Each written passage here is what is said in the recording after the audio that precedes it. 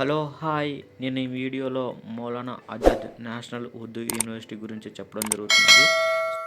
ముందుగా ఈ నా ఛానల్ని ఎవరైనా చూస్తే సబ్స్క్రైబ్ చేయండి, లైక్ చేయండి, కామెంట్ చేయండి, షేర్ చేయండి. సో పదండి ముందుకెళ్ళిపోదాం. నేను చూపిస్తుంది ఓల్డ్ ముంబై హైవేనండి. లెఫ్ట్ సైడ్ వెళ్తుంది కదా, అటు side Gachibowli outer ring road వెళ్తుంది. ఇటు సైడ్ గచ్చిబౌలి టువర్డ్స్ నానక్రమ్ కూడా తోలిచకి మైదీపట్నం వెళ్తుంది. సో ఇది యూనివర్సిటీ రోడ్ అండి. మెయిన్ రోడ్ నుంచి అప్రాక్సిమేట్లీ 1.4 కిలోమీటర్స్ ఉంటుంది. వాకబుల్ డిస్టెన్సే ఉంటుంది. నో ప్రాబ్లం, ఎటువంటి గాబర్ పడాల్సిన అవసరం లేదు. సో పదండి ముందుకు వెళ్ళిపోదాం. సో వీడియోని లైక్ చేయండి, కామెంట్ చేయండి, స్కిప్ చేయకండి. మీకు ఏమన్నా దీంట్లో కొన్ని నేను ఇంపార్టెంట్ బిట్ చెప్పడం జరుగుతుందండి. So let's go.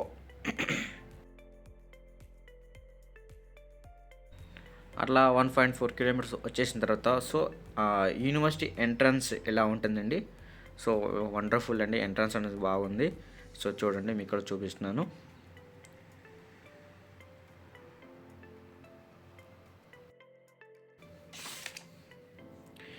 ఇక్కడ నేను ఒక చూపిస్తున్నాను చూడండి, ఆయనండి మౌలానా అబ్దుల్ కలాం ఆజాద్. సో ఆయన పేరు మీదుగా ఈ యూనివర్సిటీ తీసుకురావడం జరిగింది. అలాగే ఆయన కాలం వచ్చి 1888 టు 1958 అండి. ఆయన భారతదేశం మొట్టమొదటి విద్యాశాఖగా పనిచేశారు. ఆయన జన్మదినం ఏదైతే ఉందో ఆ రోజున మనం జాతీయ ఎడ్యుకేషనల్ డేగా జరుగుతుంది. అదేనండి నవంబర్ 11వ తారీఖున నేషనల్ ఎడ్యుకేషన్ డే. సో జరపడం జరుగుతుందండి. మీరు అందరికీ తెలుసు, ఆయన పేరులో ఉందండి ఆజాద్ అంటే స్వేచ్ఛ. స్వేచ్ఛకి మంచి పర్సన్ అండి, వాల్యూ ఇచ్చే పర్సన్. అలాగే ఇంకా చెప్పాలంటే 1923లో 30 సంవత్సరాలకి జాతీయ కాంగ్రెస్లో అధ్యక్ష పదవిని చేపట్టిన వ్యక్తి అండి. అతి తక్కువ వయసులోనే జాతీయ పదవిని చేపట్టిన వ్యక్తిగా నేను చెప్పగలను. ఆయన విద్యాశాఖ మంత్రిగా 1947 టు 1958 వరకు సుమారుగా 11 సంవత్సరాలు విద్యాశాఖ మంత్రిగా పనిచేయడం జరిగింది. భారతదేశం మొదటి విద్యాశాఖ మంత్రి. మరికొన్ని ఆయన గురించి విషయాలు తెలియాలంటే ఇండియా విన్స్ ఫ్రీడమ్ అనే పుస్తకంలో ఆయన గురించి రాసుకోవడం జరిగింది. సో ఆ పుస్తకం చదవండి, ఆయన గురించి ఫుల్ డీటెయిల్స్ వస్తాయి. సో నేను ఇక్కడ బయట నుంచి ముందుకు వచ్చేసిన తర్వాత ఎంట్రన్స్ ఎలా ఉంటుంది, లెఫ్ట్ సైడ్కి 1 వే ఉంటుంది, రైట్ సైడ్కి 1 వే ఉంటుంది. నేను బ్యాక్ సైడ్ చూపిస్తున్నాను చూడండి.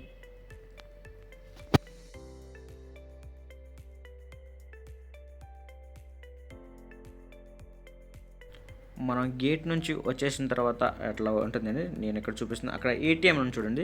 అక్కడ మనకి ఏటీఎం ఫెసిలిటీ కూడా అవైలబుల్ ఉంది ఎంట్రన్స్లో. ఎవరైనా మనీ కావాలంటే, లేకపోతే పోస్ట్ ఆఫీస్ కూడా ఉండడం జరిగింది. మీరు ఏమైనా పోస్ట్ చేయాలంటే ఆ పోస్ట్ ఫెసిలిటీ కూడా ఉంది. సో ఎంట్రన్స్ ఎలా ఉంటుంది సార్, నడవండి వెళ్దాం.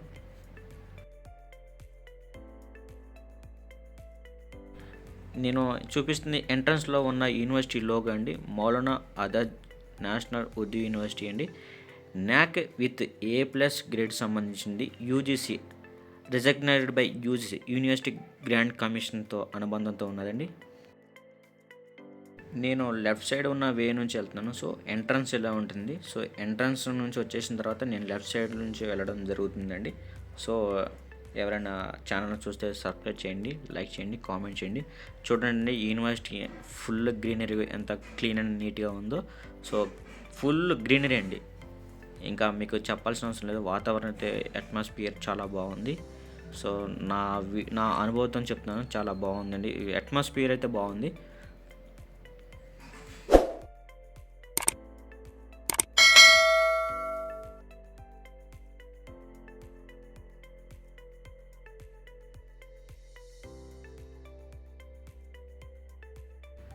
ఇంకా కొంచెం ముందుకెళ్ళిన తర్వాత అడ్మిషన్ బ్లాక్ వస్తుందండి. సో అక్కడ స్ట్రేట్లో ఒక గ్రీన్ కలర్ బోర్డు కనబడుతుంది కదా. సో నీకు రైట్ సైడ్కి వెళ్తే అడ్మిషన్ బ్లాక్ అండి. సో యూనివర్సిటీ మెయిన్ క్యాంపస్ అండి, అడ్మిషన్ బ్లాక్. అలాగే ఇక్కడ 3 కోర్సులు ఉండడం జరిగింది. ITEP course, integrated teacher education program. స్టార్టింగ్కి ఏ కోర్స్ అయితే ఎప్పుడైతే స్టార్ట్ అయిందో అప్పటి నుంచి ఈ యూనివర్సిటీలో తీసుకురావడం జరిగింది. BA BEd, BCom BEd, BSc BD 3 course ఉండడం జరిగింది. ఎవరైనా background 10th class are intermediate 11th 12th so language కంపల్సరీగా ఉర్దూ ఉండాలని చెప్పారండి ఇక్కడ అడ్మిషన్స్ ఆఫీసర్స్. మన డిపార్ట్మెంట్ వచ్చి ఎడ్యుకేషన్ డిపార్ట్మెంట్ కదా, ఎడ్యుకేషన్ డిపార్ట్మెంట్లో ఒక మేడం కలవడం జరిగింది నేను. ఆ మేడం పేరు వచ్చి వనజ మేడం. సో ఆమె ఫుల్ డీటెయిల్స్ అడిగిందని చెప్పాను. ఎవరైనా బ్యాక్గ్రౌండ్ ఉర్దూ ఉండాలని చెప్పారండి. సో కంపల్సరీగా ఉర్దూ మీడియం ఉంటుంది. 10th క్లాస్ ఆర్ ఇంటర్మీడియట్ లేదా 12th సిబిఎస్ఈ 12th అంటారు కదా, సో వాళ్ళ బ్యాక్గ్రౌండ్ ఉర్దూ ఉండాలండి.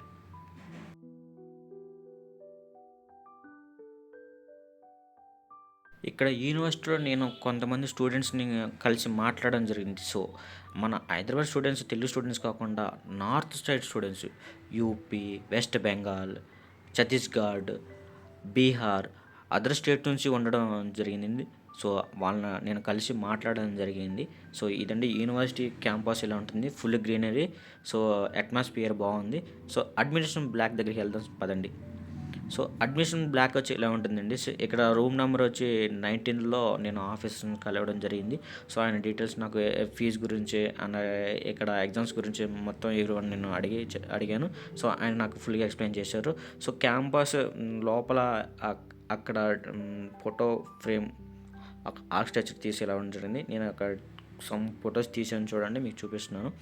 యూనివర్సిటీ అయితే బాగుంది. సో ఫుల్ క్లీన్గా గ్రీనరీగా ఉంది, అట్మాస్ఫియర్ బాగుంది. సో ఎంట్రన్స్ ఇంకా ఫోటో క్లారిటీ చూపిస్తుంది. ఇక్కడ ఫ్లాగ్ కూడా ఉంది. సో చాలా బాగుంది. యూనివర్సిటీ మెయింటెనెన్స్ కూడా చాలా బాగుంది.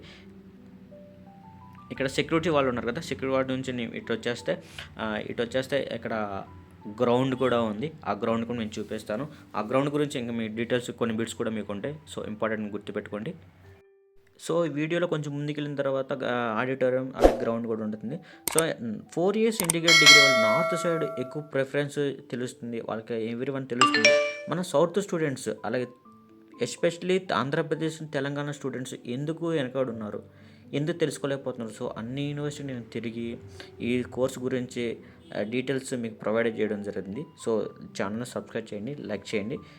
ఇలాగే ఇక్కడ నేను చూపిస్తుంది ఆడిటోరియం అండి. ఇక్కడ పక్కన గ్రీనరీ ఉంది కదా, ఆ గ్రీనరీ మొత్తం గ్రౌండ్ అండి. ఇక్కడ నేను ఒక ప్రముఖ వ్యక్తి గురించి చెప్పడం జరుగుతుంది. మేజర్ జాన్ చంద్, ప్రముఖ ఇండియా హాకీ ప్లేయర్ అండి, హాకీ యాంత్రికుడు అంటారు. ఏం జరిగింది ఈయన గురించి చెప్పాలంటే నేను బ్రీఫ్గా ఒక మినిట్ చెప్పేస్తాను. August 29, 1995 అలహాబాద్, ప్రస్తుతం ప్రయోగరాజుగా పేరుగా గాంచిన ఆ ప్రాంతంలో జన్మించారు. అలాగే ఆయన 16-18 సంవత్సరాలనే బ్రిటిష్ ఇండియా ఆర్మీలో చేరడం జరిగిన చరిత్ర చెప్తుంది. హాకీ ప్రాక్టీస్ చేసేవాళ్ళు ఆయన ఎక్కడ చేశారని రాత్రిపూట వెన్నెల కాంతితో చేసేవాడు అండి. అందుకే ఆయన చంద్ అంటే చంద్రుడు కాబట్టి చంద్రుని తీసుకోవడం. మేజర్ అంటే ఆర్మీలో పనిచేసాడు కాబట్టి ఒక ఆర్మీలో పనిచేసే వ్యక్తి మేజర్ అనే బిరుదు ఇవ్వడం జరిగింది, ఒక హోదా ఇవ్వడం జరుగుతుంది. సో దానికి మేజర్ జ్ఞాన్ చంద్ ఆయన పూర్తి పేరండి. అలాగే నేను చూపిస్తుంది పక్కన బిల్డింగ్ ఇండోర్ స్టేడియం అండి. అలాగే అది లెఫ్ట్ సైడ్ ఎగ్జిట్ అండి, 1 way అని చూపించింది, అదొక 1 way. అలాగే నేను ఇంకా చూపిస్తుంది అడ్మినిస్ట్రేటివ్ బ్లాక్ ఆపోజిట్లో గ్రీనరీ.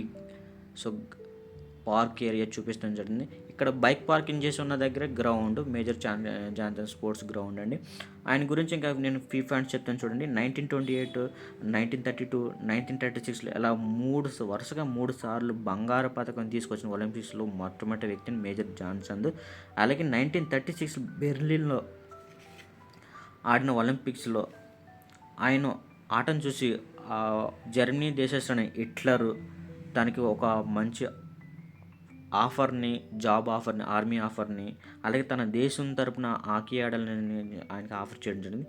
మన దేశభక్తి ఎక్కువ ఉండడం వల్ల ఆయనకి ఆఫర్ని తిరస్కరించారని చరిత్ర చెప్తుంది. అలాగే మనం జాతీయ క్రీడా దినోత్సవం, నేషనల్ స్పోర్ట్స్ డే August 29 ప్రతి సంవత్సరం జరుపుకోవడం జరుగుతుంది. సో ఆయన పుట్టినరోజు సందర్భంగా ఆయన జాతీయ క్రీడా దినోత్సవం చేయడం జరిగింది. అలాగే దేశంలో అత్యున్నత పురస్కారం ఆయన క్రీడల్లో కనపరిచిన వాళ్ళకి ఈ అవార్డు ఇవ్వడం జరిగింది. దాన్ని ఖేల్ రత్న అవార్డుని మేజర్ జాన్ చంద్ అవార్డుగా పేరు మార్చారు. ఆయన 1956లో పద్మవిభూషణ్ అవార్డు వచ్చింది. అలాగే ఆయన డొమెస్టిక్స్ మ్యాచ్లో అలాగే ఇంటర్నేషనల్ మ్యాచ్లో మొత్తం హాకీ మొత్తం 1000 goals పైగా చేశారండి. చివరిగా ఆయన 1979 December 3వ తారీఖున ఢిల్లీ ఎయిమ్స్ హాస్పిటల్లో మరణించినట్లు చరిత్ర చెప్తుందండి. అలాగే నేను చూపిస్తుంది ఇండోర్ స్టేడియం అండి. సో క్లీన్ చేస్తున్నారు, సో బాగుంది. సో ఇండోర్ స్టేడియం కూడా ఫుల్ ఓపెన్ ఏరియా, వెళ్తురు వచ్చేలాగా ఉంది. సో